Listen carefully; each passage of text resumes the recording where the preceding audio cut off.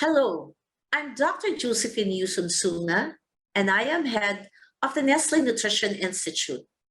Welcome to the NNI96 workshop, Strategies in Neonatal Care to Promote Optimized Growth and Development, focus on the low birth weight infants. From the last session, our speakers presented interventions to optimize the nutrition and growth of the low birth weight in the NICU and even after discharge. I'd like to thank Nick Embleton and our speakers. For the second session on personalized nutrition of the premature infants, let me introduce the chair, Professor Ferdinand Hashkey. So Ferdinand is visiting professor of the Department of Pediatrics, Paracelsus Medical University in Salzburg, Austria. He was also professor of pediatrics, human nutrition of the University of Vienna, and was previously head of the Nestle Nutrition Institute. He has written numerous publications. Welcome, Professor Ferdinand Hashkey. Hello, everybody. I'm Ferdinand Hashkey. It's a pleasure to chair the second session of this workshop. I would like to thank the Nestle Nutrition Institute for inviting me. The second session is on personalized nutrition of preterm infants. Preterm infants can be 500 grams, can be 2000 grams, and I think they are quite different. And during this session, we try to dig a little bit into nutrition topics, which are very specific for very low birth weight infants.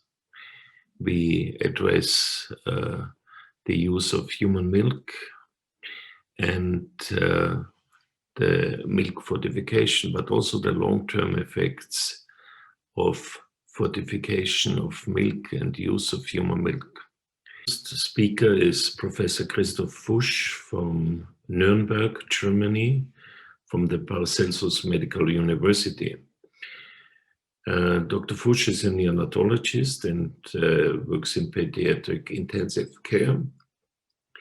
He was in Canada from 2008 to 2016 and held the Czech-England Chair of Neonatology at McMaster University in Ontario.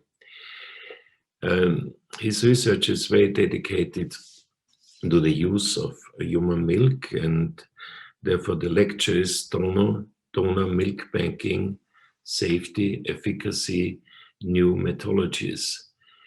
He will also introduce us to flexible ways to use human milk, monitoring how an infant grows, because this is his key research. This is for inviting me and giving you a talk about donor milk banking, safety, efficacy, new methodologies.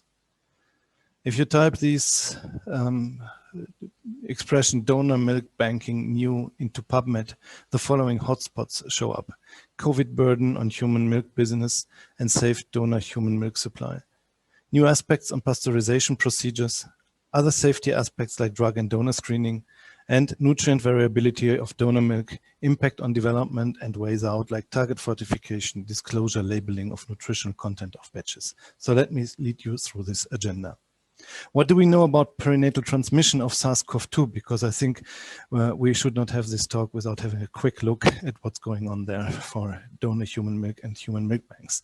So the in utero vertical transmission remains unproven. And transmission of SARS-CoV-2 due to vaginal birth appears unlikely.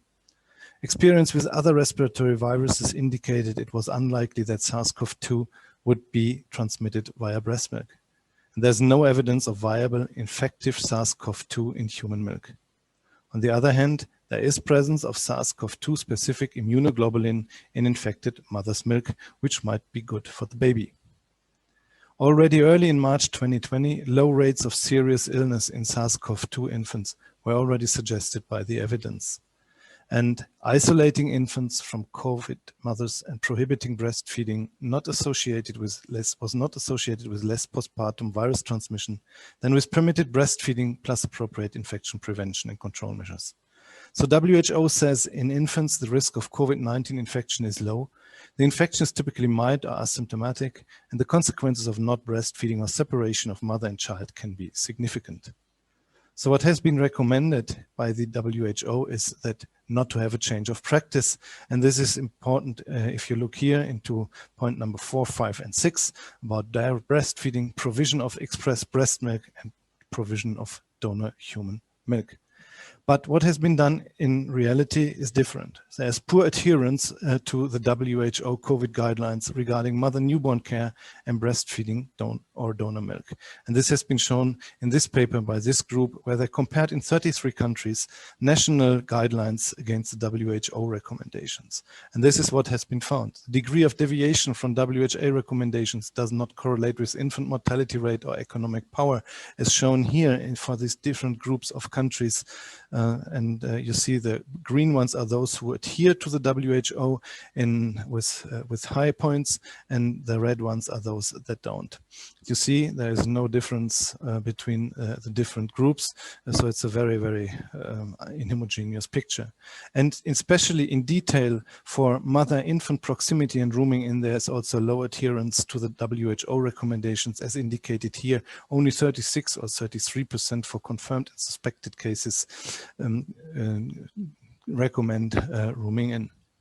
With respect to donor human milk access, it is even worse. Only 12% in confirmed COVID and 9% in suspected COVID recommended the use of donor human milk. The good thing is expressed breast milk from the own mother was still recommended, but also here 12% and 9% was not recommended. So this overall suggests decreasing donor milk demand. Now let's see what other reports say about the donor milk supply, because they identified pandemic control measures as roadblocks for this supply, like in this paper, where deferral of donors for 28 days was started in case of COVID-19 history, despite the different evidence. This paper is very interesting. It is from the Virtual Communication Network that grouped information from 35 countries from milk banks. It's a multi-author and it's an illustrative narrative review and has identified 7 pandemic-related vulnerabilities in service provision. And let me lead you through a few points that they found, because I find them very interesting. So it's about donor milk, human milk availability. So some legislations found increased donor human milk demand for babies from COVID mothers because they were put into quarantine against mothers on milk. That's why they needed donor milk. On the other hand, there were reports about decreased demand because there was lack of evidence in the and about the dissemination that SARS-CoV-2 could be inactivated by pasteurization. And there were other reports about decreased supply because outside hospital donations were shut down to avoid overcrowding. There was reduced donor numbers because of fear leaving the house, avoid hospital visits, and there was also difficult access to test centers and phlebotomy services.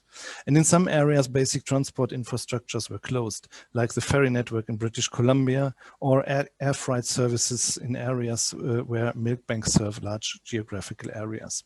There was also milk quarantine principle installed, which means that the pasteurized milk was first frozen for the first 14 days and only released after reassurance by phone that the donor mothers were kept symptom-free for 14 to 28 days. There were other reports about decreased donation and increased demand.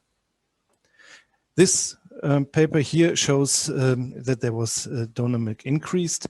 The median raw milk donated per month was 63 before, and after the pandemic, it was 111, 106, and 91 liters. And our own personal observation is that percentage of mothers on milk, nursing mothers, it was increased as there was less distraction and disruption from mother and newborn pairs. Other than the father, nobody was allowed to come in, and that helped with bonding and with nursing and get the milk flow up and running. So there are no data out what that means just right now. So I asked Corinna Gebauer from the Milk Bank in Leipzig, which is the largest one in Germany.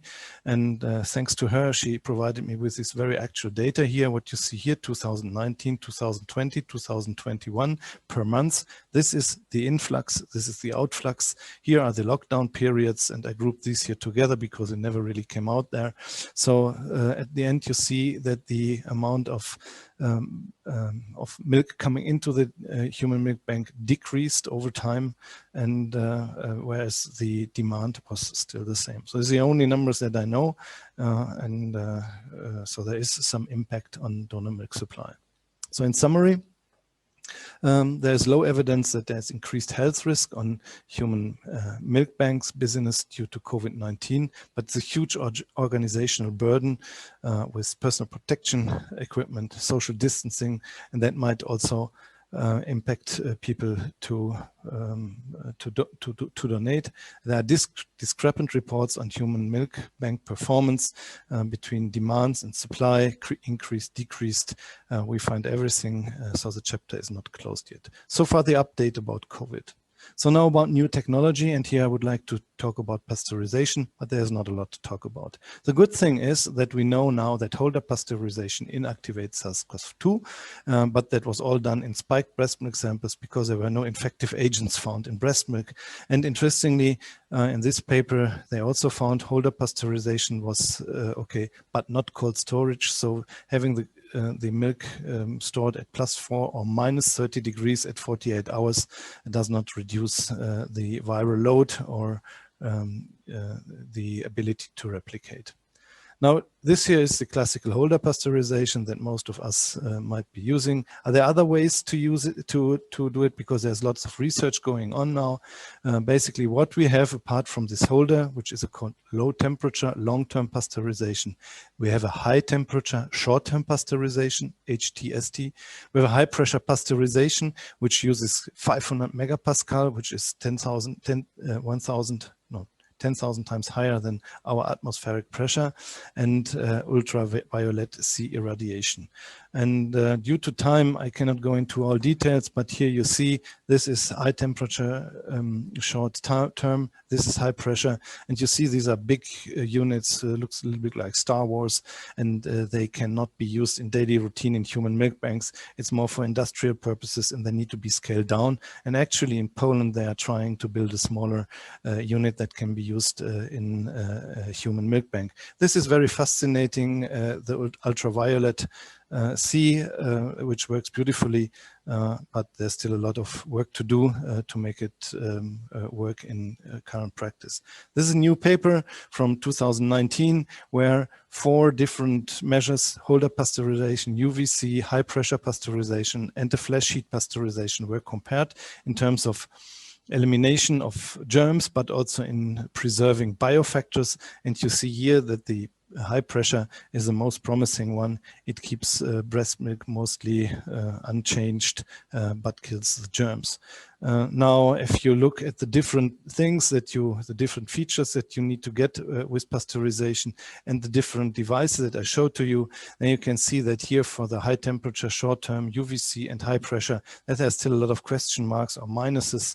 So for now, I can say we still stay with the Holder pasteurization, and there's so far nothing new, but the most promising one is maybe HPP and UVC. There's another good paper that came out and looked into freeze drying, so lyophilization to make human milk more durable. And you see here that it conserves biofactors very nicely here compared to others. And there is no growth of test strains in freeze-dried breast milk within 6 months of storage, what you see here compared to the raw milk. So it's a promising tool. So overall, for this part, best evidence is still available for the classical Holder method, still a good compromise in standard clinical setting procedures. And HST and HHP are 2 new high-tech methods with promising with respect to conserving biofactors, but they need more data and more research. And the technology of UVC irradiation seems to be appealing with respect to simplicity, efficiency, potential availability, and costs, and should be investigated further. And lyophilization may allow safe and easy storage. So now let's quickly go to safety and donor human milk. It's quick intermezzo. Basically, this is a super great paper by Ben Hartman's group, by him and his group, looking into safety in donor human milk bank in neonatal intensive care. And it's a very thoughtful paper. And you see here just 2 tables on general donor assessment or donor medical and surgical interventions. And here are the different different points in potential hazard, and here's comments on it and the references. And he didn't do it only for these 2 areas, but he did it for another 14 areas. So it's a super great paper in case that you are planning to open up a milk bank, worthwhile reading. So this is something that interested me quite for a while, so I thought I'd put it into this talk, is what does extended milk screening add with respect to safety? And with extended milk screening, I mean proteins, chemical contaminants, some illegal drugs, prescription drugs, or whether the donated milk was diluted or whether animal milk was mixed in it. Obviously, this is maybe more if you are a pay-per-performance milk bank, maybe more than if it's a milk bank that is truly voluntary. But let's have a look into the data. There's only one paper out from Barry Bloom from Wichita from the US, and he compared non-remunerated versus remunerated donor milk bank services. This is a screening survey, what everybody does about did you do this, did you have this, and so on. Not a big difference in terms of exclusion, what led to exclusion. Infection screening is the same thing here, not a big difference, maybe a small difference here in HIV, but that's why it's being screened, and that's part of the normal routine. This is DNA matching to see whether there are more than one donor in there, which is interesting because it's in the non-remunerated where they found 2. And drug screening also no difference. It was cotinine, so basically they didn't disclose smoking, and here there was drug use maybe against pain. What was a difference was here adulteration by dilution. The pay for performance or for profit had a higher number of dilution compared to the other ones. So this leads to 2%, and overall, otherwise there's no big difference. So there's a small additional benefit, but at high costs and processing time, and it affects overall 1 to 2% of all tested samples. Now let's go to efficacy. Talking about donor milk, I would focus here on the negative parts of donor milk because we know very well about the positive parts. The negative is that macronutrient content is variable and not balanced for preterm babies. Protein is too low for preemies, and the content is even lower due to late lactation. We do pasteurization and other handling procedures that affects the quality. So overall, it's now very well known that donor milk has an inbuilt risk of providing insufficient nutrient intake as found out in this Cochrane database. And it's mainly due to that the protein content is falling down during lactation. And it's not at 1.5 where most standard fortifiers were calculating with. It's closer to 1, as you can see here. On top, we do handling with donor milk. And the more times you handle milk, the more nutrients you lose, fat and protein. And this is now coming, the good thing is it's coming now into the conscious of the neonatal society. You see here 2 more papers from recent years that say donor human milk use is also associated with inferior in hospital preterm infant growth compared with preterm formula and maternal milk.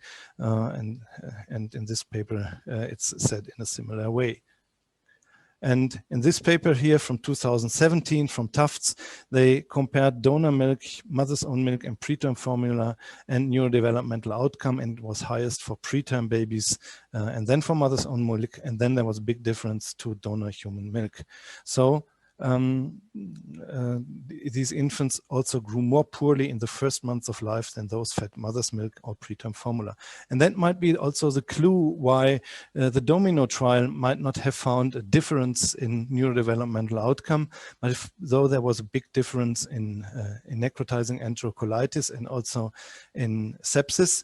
The reason might have been that, let's have a look into it, donor milk, there were 151 babies on it, 3 babies had a necrotizing enterocolitis. In preterm, there were 148 babies included and 10 had a necrotizing enterocolitis.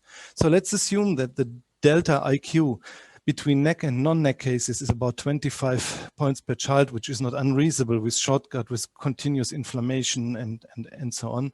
And the difference between donor milk and preterm formula because of poorer growth is only 2 points per child.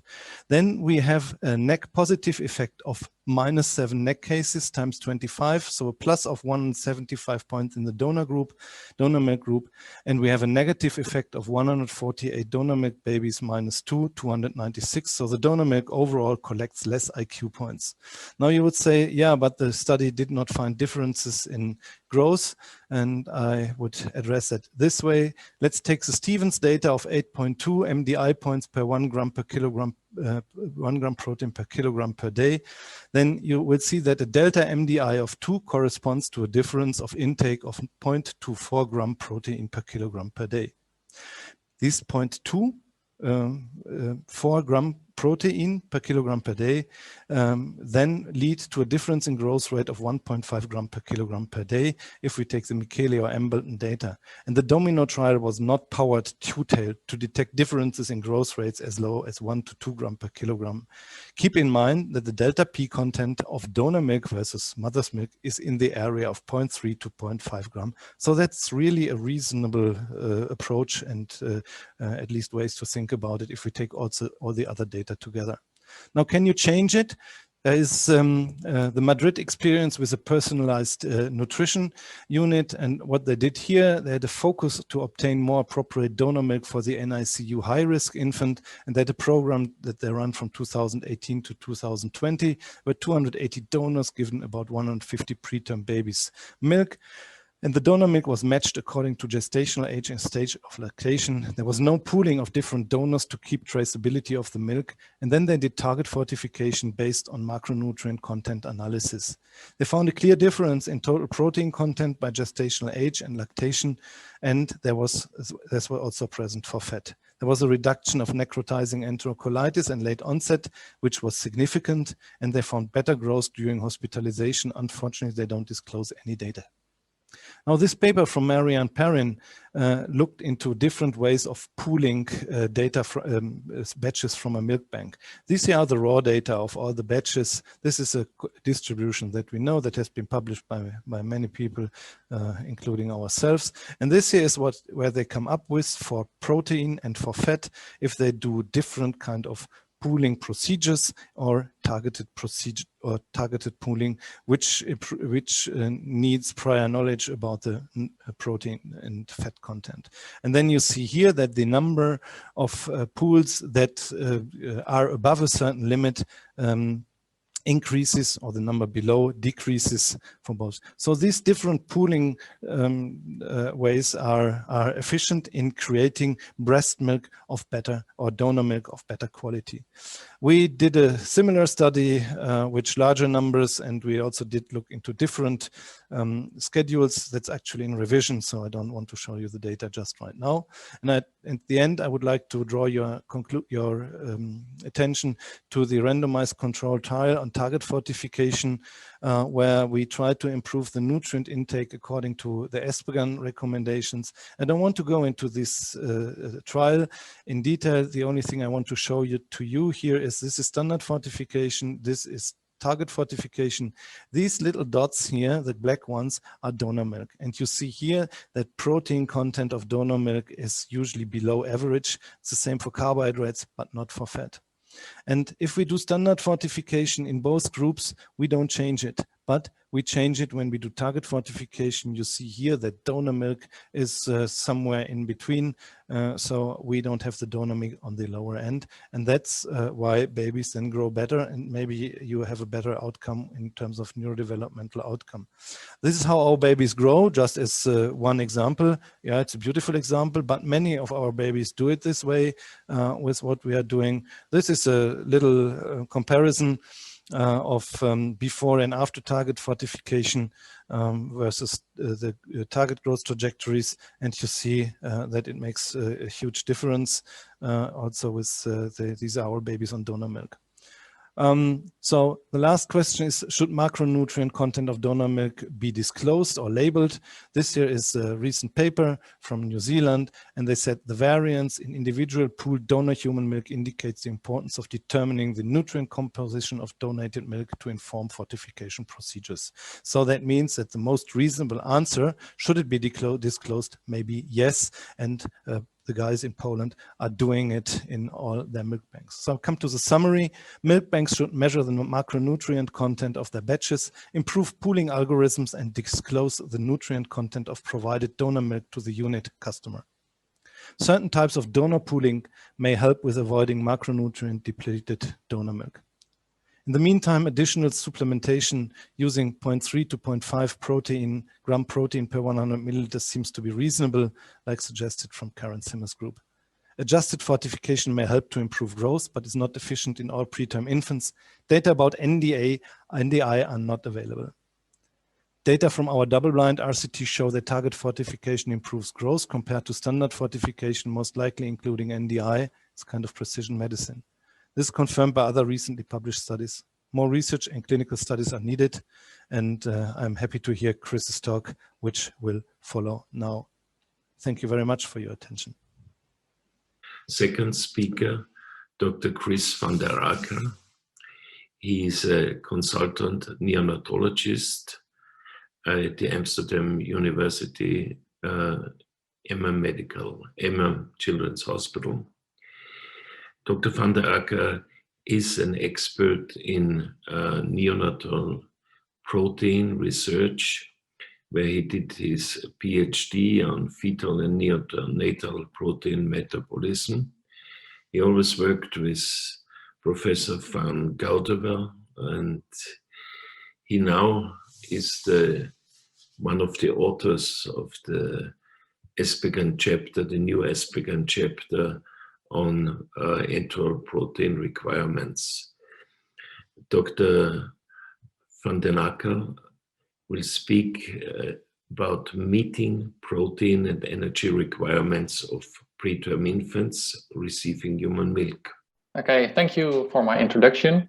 In today's talk, I would like to focus on several aspects of human milk fortification and on how to meet the protein and energy requirements of preterm infants receiving human milk. First of all, these are my disclosures. I do give some lectures in collaboration with several nutritional companies, but I do not have a specific preference or personal benefit for any brand. The only nutritional source I always recommend is mother's own milk. But first of all, let's take a look at what is required for healthy growth. Of course, nutrition is required, and this encompasses protein, energy to finance the cost of protein synthesis, essential fatty acids, and all micronutrients, of which especially phosphate has gained more interest in neonatal nutrition in the last few years. But besides nutrition, oxygen is required to facilitate energy generation and anabolic hormones, which are usually not present in large extent while an infant is critically ill and suffering inflammation. So knowing all this, we can take a look at achieved growth curves from preterm infants. Unfortunately, there is still a major gap for many infants if intrauterine growth is compared to growth once the preterm infant is born preterm and admitted to a neonatal intensive care unit. On the left, two well-known studies are shown, where you can see that preterm infants fall off the growth curve from what would have been achieved while still in utero. Over the years, this has only improved slightly. And in the table on the right, you can see that also recently discharged infants from 11 European countries still lose about 1.2 standard deviations when compared to their birth standard deviation. 14% of the discharged infants even lost more than 2 standard deviations when compared to birth. On the other hand, there are also some reports of usually single centers that after paying meticulous attention to nutrition and growth, this fall in the growth curve can be prevented in the majority of preterm infants. When assessing growth, it is of course always wise to assess intake as well. And while there is still a firm belief that own mother's milk from women that delivered preterm contains more protein than from women that delivered around term gestation, This is actually only the case in the first few days, as can be seen in this meta-analysis from a few years ago. Both in milk destined for preterm and term infants, it can be seen that the protein content decreases rapidly after the first few days, and it stabilizes, or in the weeks, and it stabilizes around 1 gram per deciliter. This graph comes from a more recent, very large study, the premature milk study, in which over 1900 milk samples were analyzed. A similar picture was seen. After 2 to 3 weeks of life, the average milk protein content amounted barely 1 gram per deciliter. But you can also see from the percentile lines that there is a very wide variation, which makes, of course, assumptions in daily practice very difficult if milk is not regularly measured for the macronutrient content.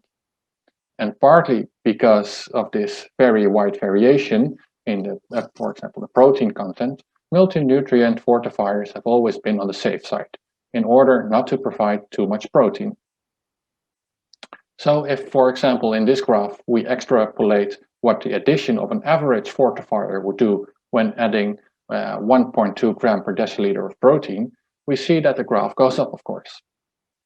If we then convert what this protein content translates into daily milk consumption, one can infer that around day 10 of life, the infant receives an average of about 3.5 to 4.3 gram of protein per kilogram per day. This coincides with most recommendations, which advise around 3.5 to 4.5 grams of protein per kilogram per day.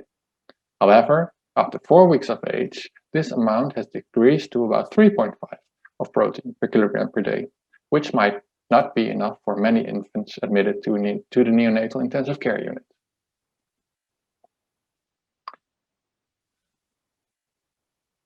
So let's take a look at how protein requirements are defined in the literature. First of all, one can take a factorial or a theoretical approach. This means nothing more than one calculates of how much protein is actually deposited in newly formed tissue at a growth rate that is similar to the intrauterine growth rate. Besides, some inefficiency factors are then added. All in all, approximately 4 grams per kilogram per day of enteral protein is assumed to be required for achieving a desired growth rate of about 15 to 20 grams per kilogram per day. But if you like to base protein requirements on experimental evidence, you can take a look, for example, at the Cochrane review on fortification. While this may seem promising at first sight, as almost 1,500 infants are assessed in 18 RCTs, results are a little dissatisfactory. The authors concluded there were some modest increases in several growth rates, and besides, it was reassuring that no adverse effects of fortification were seen, like necrotizing enterocolitis. But on the other hand, also no long-term benefits were demonstrated. But this outcome was also only studied very sparsely and thus highly underpowered. Besides that, there were also several other limitations. In that, for example, the range of added protein was low. Relatively old studies were included with suboptimal design, as you can see in the right graph. And many studies also included only moderately preterm infants and were performed in low and middle income countries. This all hampers drawing very firm conclusions. In fact, many Cochranes have appeared since 2018, all on the subject of human milk fortification for preterm infants. Unfortunately, all these reviews have not revealed many answers. This was mainly due to a lack of proper studies. But what we do know is that poor growth is associated with poor neurodevelopmental outcome. These relationships remain valid also after statistical adjustments of confounders like sepsis or necrotizing enterocolitis or many other background variables. Unfortunately, no well-powered, well-conducted, true experimental RCTs in human milk-fed preterm infants have been performed. Thus, evidence that more nutrients and better growth results also in a better long-term outcome is limited. On the other hand, there is some evidence from a well-known RCT on infants who were partially formula-fed. In this trial from the 1980s, over 400 infants were randomized to receive in the first 4 postnatal weeks either human milk supplemented with regular term formula if human milk was insufficient or unavailable, or a newly designed preterm formula with more nutrients. And what they saw in the many years of follow-up was that those in the intervention group not only grew better, but also had persistent improved neurological outcomes up to the age of 16 years. Since it is very clear that unfortified human milk results in poor postnatal growth, it is advised by ESPGHAN, the European Milk Bank Organization, the European Parental Organization, and the American Academy of Pediatrics that for all preterm infants, a multi-nutrient fortifier is added to human milk. There are, however, many types of multi-nutrient fortifiers available. These fortifiers are usually from a bovine origin, from the cow. However, there is also a fortifier available that is produced from condensed donor human milk. This could bring the advantage of a so-called human-only diet. However, this approach is not firmly evidence-based.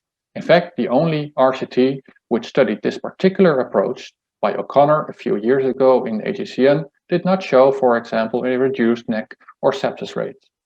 But the study was relatively small. Much more independent research and evidence is needed before this approach of the human milk-based fortifier should be recommended in my view. Also, because there are significant drawbacks in this approach, because depending on the strength of applied fortification, 20 to 50% of the mother's own milk volume is displaced by this liquid fortifier. Besides, there are significant costs to this approach, and one may ask questions to the ethics and feasibility of this approach, especially if applied throughout the world. Bovine fortifiers may then be divided into powdered and liquid fortifiers. In the US, powdered fortifiers are not used routinely due to the fear of a Chronobacter infection.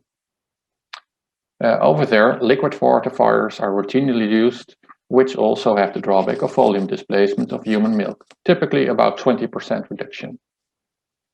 But if we then look at the powdered fortifiers again, these may be subdivided into common or a newer generation fortifiers.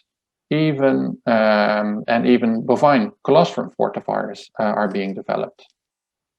These first 2 fortifiers are typed whether carbohydrates or lipids form the main non-protein energy source.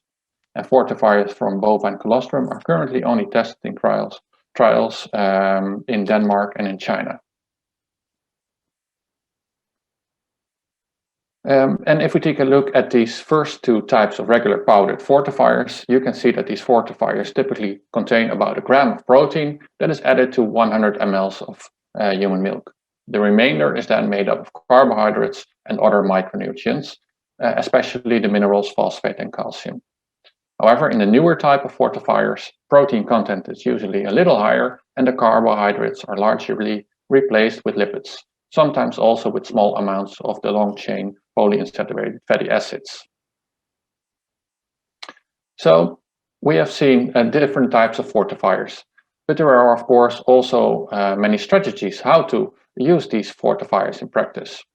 Well, first of all, there is of course the standard fortification where a powdered or a liquid multi-nutrient fortifier is added to the milk.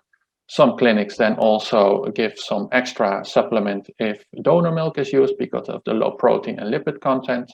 So modular protein and lipids are added.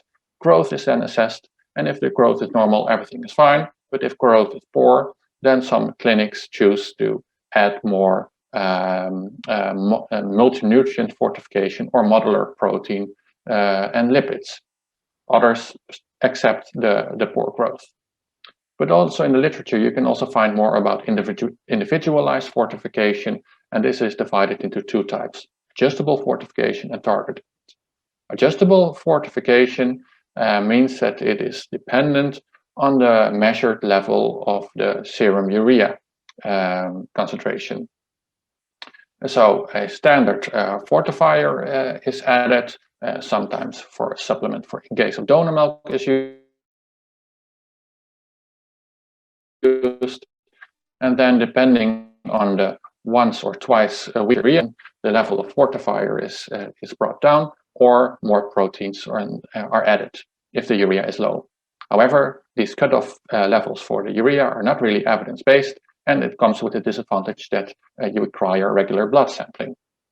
A newer approach is a targeted fortification, where the macronutrient content is measured 1 to 3 times a week, and based on those levels of the lipids, the carbohydrates, and the protein, more or less protein and lipids is actually added to the milk. So this is truly individualized based to the level that one wishes to desire. This, of course, requires an expensive milk analyzer, and it requires a few mLs of milk each time it is measured. It is also just time-consuming, and it needs a dedicated team. But research is showing that you can really optimize the nutritional intake in these infants. So, with that having said, I'd like to finish with these conclusions and recommendations. Preterm birth is, of course, a nutritional emergency. We all know that. Mother's own milk is the best source of nutrition for preterm infants, provided it is fortified with a multi-nutrient fortifier. The human milk protein content decreases within 2 to 4 weeks to about 1 gram per deciliter, and donor milk might even be lower in protein and lipid content. So, standard nutrient fortification may not provide sufficient protein intake in the range of 3.5 to especially 4.5 gram per kilogram per day, but that the optimal fortification strategies are unfortunately relatively poorly studied, and topics of debate mainly include whether to start early or late, whether you act as a standard or adjustable or targeted fortification, whether you should use a bovine or human origin fortifier, or if you should use a powdered or a liquid fortifier. Thank you for your attention. After discussing the protein in human milk fortifiers, we are moving to the amino acids. Here are my disclosures, and I will discuss the present situation with human milk fortifiers. I will discuss the actual versus the advisable intakes of amino acid with fortified human milk. Finally, I will address, do we have the right amino acid mix? And then the conclusions, what we can do better in the future. So first, the present situation. The best solution, as we have heard, is human milk, milk of the own mother, or banked human milk, which needs to be fortified with human milk fortifier to achieve the recommended protein, energy, and micronutrient intakes of all segments of low birth weight infants. Surprisingly, nothing is in the literature, evidence-based, about the protein quality in human milk formulas. So, for example, the best fitting amino acid profile. You cannot find anything. In human milk formulas from all companies, the amino acid mix is close to the amino acid mix in human milk, which is the gold standard for term infants. But for an extremely low birth weight infant with 500 grams growing more than 2 times faster than a term infant, is this still the gold standard? If you look at amino acid absorption, the protein is broken down into peptides and then amino acids, and small peptides and amino acids are absorbed, and then they serve as building blocks of new protein. And all amino acids have to be there, otherwise this pyramid cannot be built in a proper way. We have data from 2 recent studies which measured protein concentration in human milk provided to very low birth weight and low birth weight infants. And the authors said that delivering 1.4 to 1.8 grams of human milk fortifier protein with 100 milliliters of milk might be still not sufficient. The authors speculate that the amino acid profiles of the human milk fortifiers, which are close to human milk, are not perfect. And in May 2021, evidence-based guidelines are published by Fenton and co-workers, and they indicate no recommendation can be made on the quality of protein in human milk fortifiers because there are no studies in the literature. And an extremely low birth weight infant with a birth weight of 500 grams or even below, this very small one can, after a period of adaptation with parenteral nutrition, can grow like the fetus. So the enteral nutrition is a challenge to be provide all the amino acids. And again, as I have said, all cow's milk-based human milk fortifiers on the market try to copy the amino acid profile in human milk by spiking with amino acids. So, for example, whey proteins, casein proteins, if hydrolyzed or intact, are spiked with human milk with amino acids. And if we have human milk protein-based fortifiers, they of course reflect the pattern in term human milk. Is this all okay? Is this the best solution? So we move to the next point, the actual versus advisable intakes with fortified human milks as far as amino acids are concerned. There are data in the literature of amino acid increments, fetal gains, as basis for advisable intakes. So the fetuses were chemically analyzed and the protein and the amino acid content in the carcass was measured. And from this, we took the data set, we reanalyzed the data and calculated the amino acid gains of the fetus between 0.4 and 3 kilograms. We know that this is not a perfect reference, but this is the only one we have, otherwise we have none. This is the way how we present the gain. This is the body weight, and this is the gain of the essential amino acids per kilogram body weight and day. And you can see very high gains at the beginning for extremely low birth weight infants, high gains of very low birth weight infants, and they are 87% and 37% higher than the gain between 2.5 and 3 kilograms. So this is a challenge. The same for conditionally essential and non-essential amino acids. Exactly the same patterns, very high gains of extremely low birth weight infants and high gains of very low birth weight infants. So how did we arrive from fetal gains, from fetal increments of amino acids to advisable intakes? What should be offered with enteral nutrition? We took the fetal gains data and added to the gains correction for absorption, correction for losses from the body, corrections for oxidation. We know that amino acids to a certain extent are used as energy source, and corrections for variations of amino acid in term human milk. And with all this correction, we arrived at a certain advisable intake, which could be a reference. And we compared this reference with the actual amino acid intakes during enteral nutrition. And we assumed that the infant received 4 grams of amino acids from human milk protein, so from human milk and from a fortifier which has this same amino acid composition like human milk per kilogram body weight and day.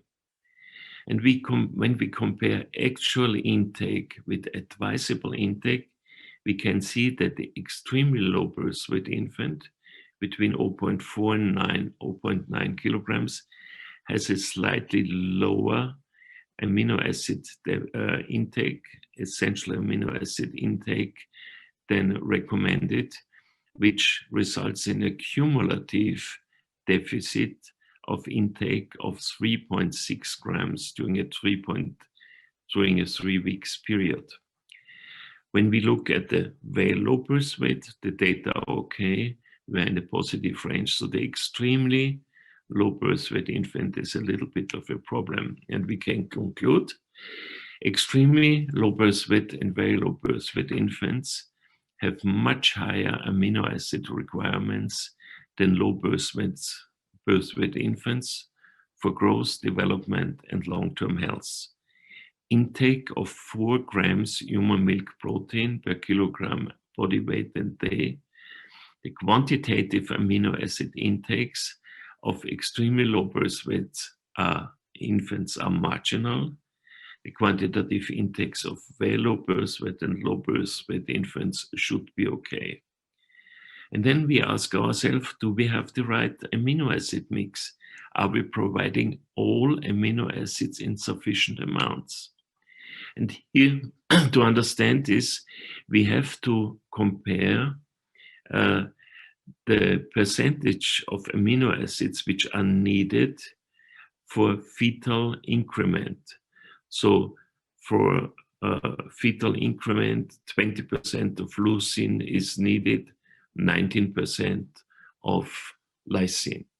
And we compared this with the percentage in human milk, in term human milk, and we can see that in human milk there's an excess of isoleucine and leucine, but there are 4 amino acids which are lower than is needed during fetal gain: lysine, methionine, phenylalanine, and histidine, and there might be a problem with the intake. And indeed, when we look at the intake of amino acids, the differences between advisable intake, here is the line, and the actual intakes indicated by the bars. The red bars is the extremely low birth weight infant. The orange bar is the very low birth weight infant. We can see there's a problem with those 4 essential amino acids. And there is even a bigger problem with 2 conditionally essential amino acids like glycine and arginine. And as all these infants have clearly defined roles in protein synthesis, all essential amino acids are important for protein synthesis. There might be a problem if we don't offer sufficient supply. But there might be also a problem created by the low supply in glycine, because glycine helps to protect from oxidative injury, and arginine is a growth stimulating amino acid, and it has been shown that low arginine levels in plasma are associated with higher neck prevalence. I show you the lysine again. This is the weight. This is at the advisable intake. This is the fetal gain. And this is what we provide with 4 grams human milk protein. We are far below the advisable intake, between 0.5 and 1 kilograms. We are still below weight within 1 and 1.5 kilograms, and we reach the advisable intake only between 1.5 and 2 kilograms. And the reason is, in human milk protein, there is a lower percentage of leucine as part of the essential amino acids than is needed during fetal gain.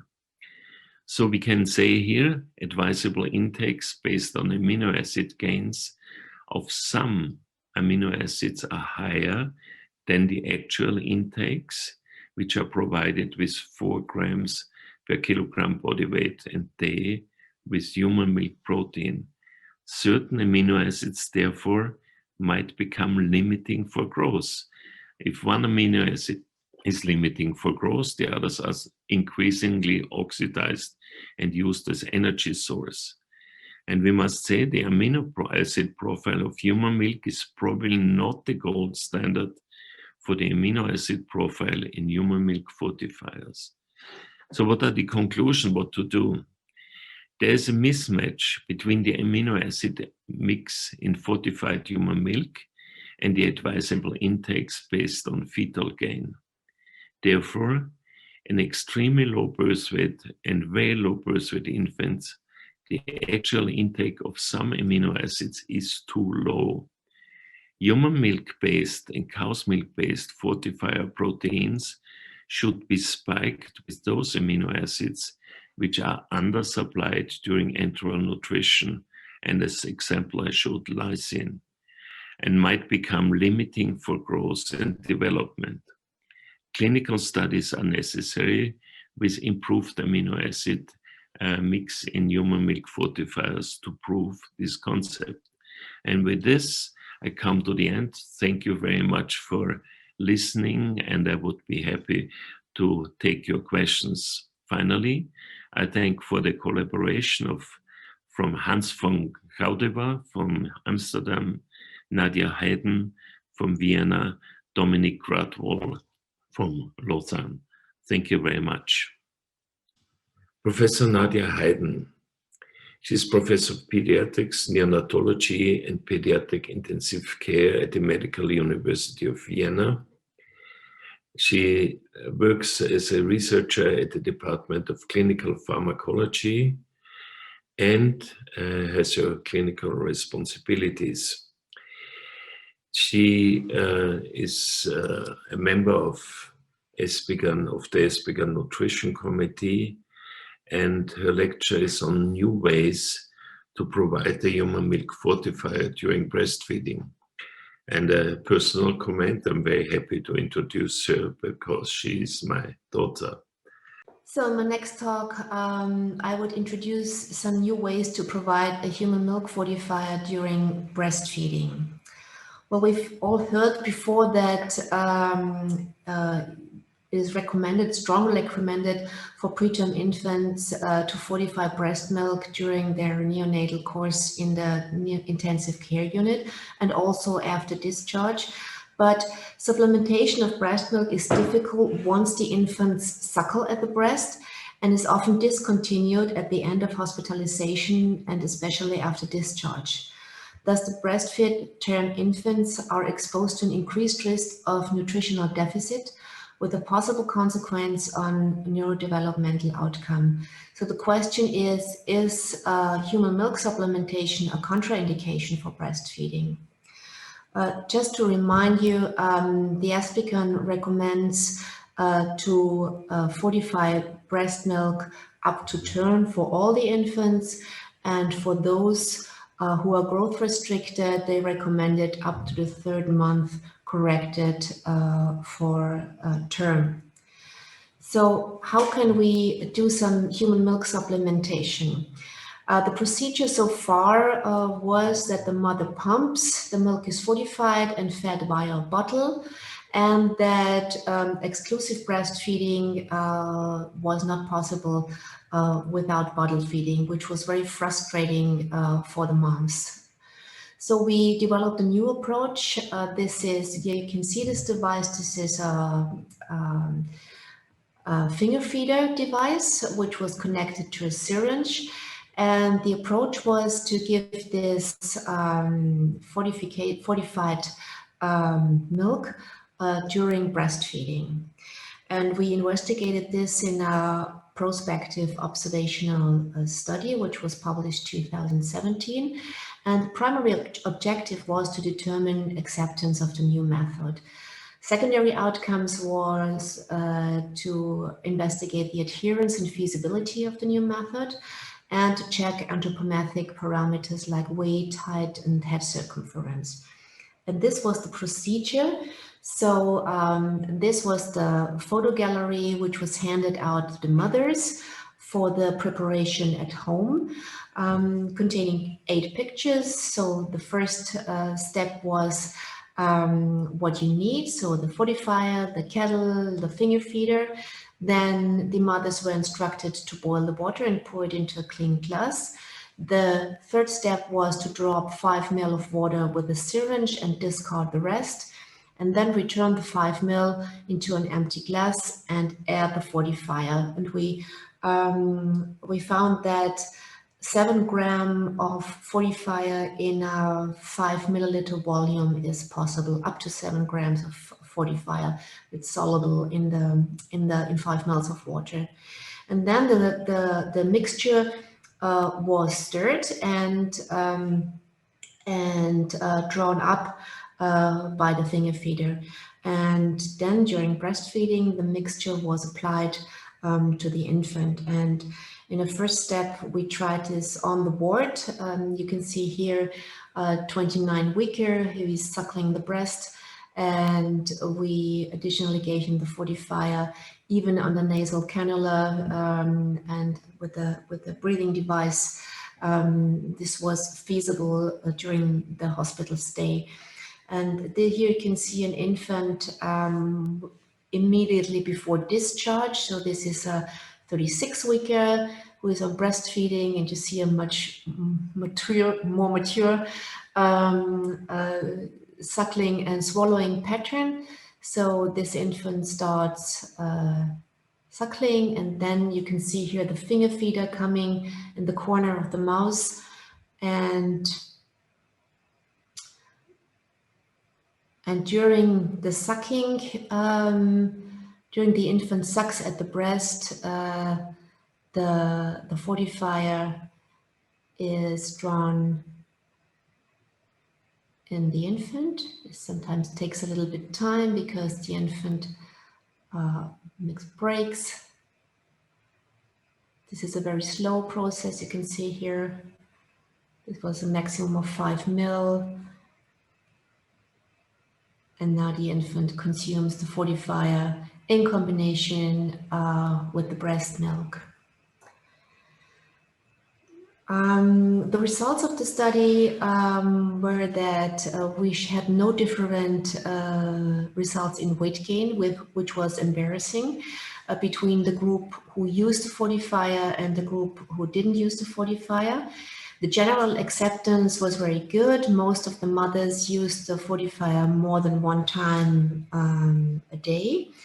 And in the questionnaires, mothers reported that around 33% of the infants had problems with drooling or insufficient latching with this method. And in general, the mother said that they found it feasible and easy to prepare. The positive feedback was that they didn't have to pump anymore and was possible to exclusively breastfeed. The negative feedback was the reported problems during feeding with the infants, the drooling and the insufficient latch. And this is a typical pattern for a preterm infant. We tried it here again on the ward. And this is again a more immature infant, and he starts suckling at the breast, and we are now approaching with the finger feeder, and this infant has a very immature sucking and swallowing pattern, and it immediately loses latching, as you can see here now. So we are approaching, and then it loses the breast. So this was typical for preterm infants, and mothers reported in 33% of the infants, they had this observation that they sometimes lose the contact to the breast. And yeah, we are proceeding now in a second step and designed a ready-to-use application. This is a prototype. We tried several vials, which is and found that this one, the right one, is best. So the approach is to produce a ready-to-use fortifier for a single portion that you can use immediately at the breast, and we already tried it in a home setting. You can see this new device with the ready-to-use fortifier, and you can see that it's squeezed at the breast, and that the infant is surprised in the first moment and then starts again sucking, and there is no drooling, no latching, no loss of latching, and it is nicely tolerated by the infant.